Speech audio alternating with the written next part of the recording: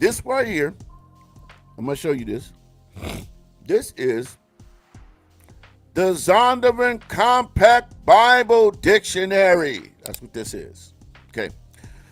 This is the weapon of choice for most Hebrew Israelites. This is in the starter package, if you will. They get recruited. They get their kit. You must have a King James 1611 authorized version with the Apocrypha, or a separate Apocrypha. It doesn't matter. You got to have the Apocrypha, though. And you get this, and you get your fringes and a notepad and pen, and get busy. Okay? So I just wanted to share that, because a lot of times you're going to run across people that have this. This is their reality. This is what they do, and this is how they find their stuff. By the way, this is not a scholarly book. It's very concise, which is not good. Which is good for defining some words and some things. But if you ever want to get into an exhaustive study of the word, this book is not going to do it. It's not going to do it. Okay? It's very elementary, like day one elementary. When you're ready, when it's time to move on, you don't want to be stuck in this book. I just thought I would point that out. So let's go over here, and we're gonna start right here, and then we're gonna build. Because I want you to hear what you're gonna hear when people are defining the gospel. Because people that are using this book, this is what they're gonna tell you. Okay. Let's see. And I'm going to give y'all the page number so that if y'all want to look it up, if you got it, or if you use this book, you can follow along yourself. Okay, let's see here.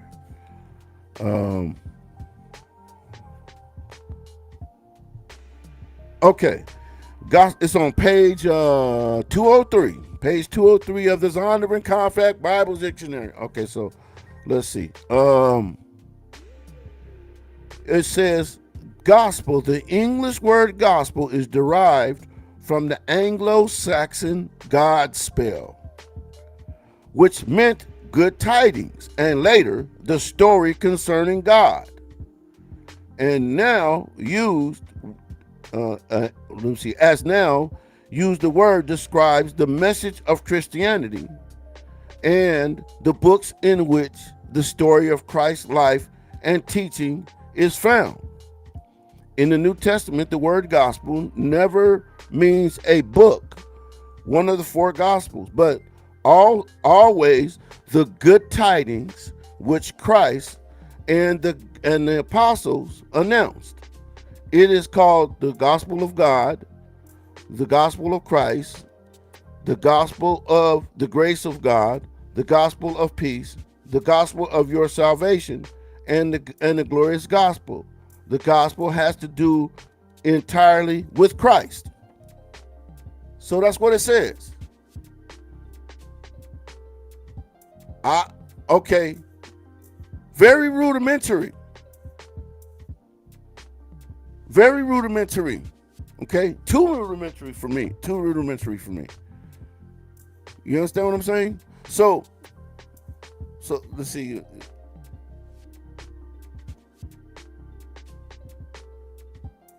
Okay, Joseph says, some even have a problem with the Blue Letter Bible, Strong's Concordance. Oh yeah, I forgot to throw that in too. They use a concordance, because for the most part, it gives the unbiased, blunt definition of the term. Yeah. And this is what I'm saying. When you start moving toward more scholarly situations, this is what you're going to come up on. But you got that guy right? Very bare bones. It's good tidings, and it's about Christ. That's I'm sorry, that's not an extensive definition of the word. So this is a more extensive definition. Okay. See, this is on page 316 of the New International Encyclopedia of Bible Words from Zondervan. Same company. Okay, so look, it says the Greek words that are relevant for the study of gospel are evangelion, however you want to say it, good news, and evangelizo, where we get evangelist from, or evangelize, to share the good news, to evangelize. In most New Testament uses, the gospel is the sum total of the saving truth about Jesus as it's communicated to lost humanity. The gospel is called the good news about Jesus, Mark 1:1, and the gospel of God. And there are several scripture references to it here. It says, and of our salvation, Ephesians 1:13, through Jesus, the good news comes. Through Jesus, the good news comes, it says. His shed blood on Calvary's cross allows God to forgive sinners of all their sins. Jack Humphrey, appreciate you. Thank you for checking in. It says, in Jesus, the invitation is given to accept that forgiveness as a free gift, and so to come into personal relationship with God. Sounds a lot more extensive, doesn't it? A lot more on mark, right? It goes on. It says, when distorted by the denial of who Jesus is, or by rejection of the truth that everything that God works in us is of grace. That's another lost word, guys.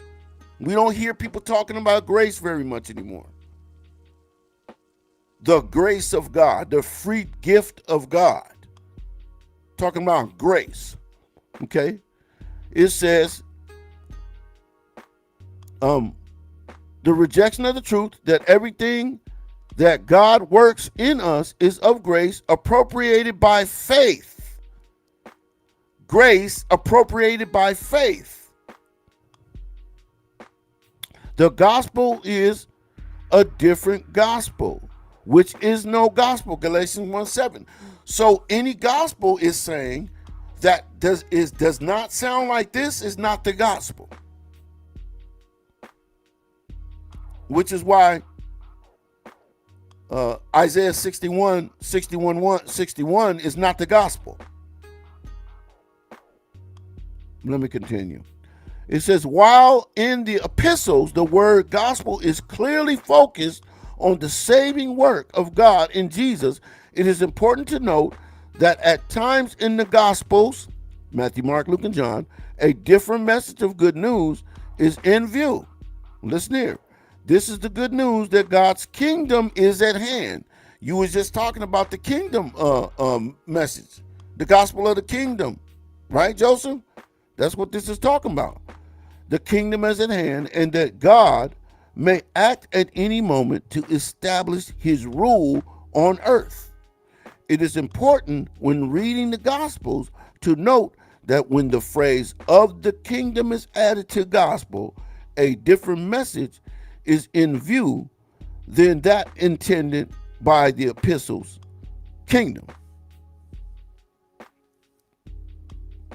Do you guys see the difference? Do you guys see how specific this is?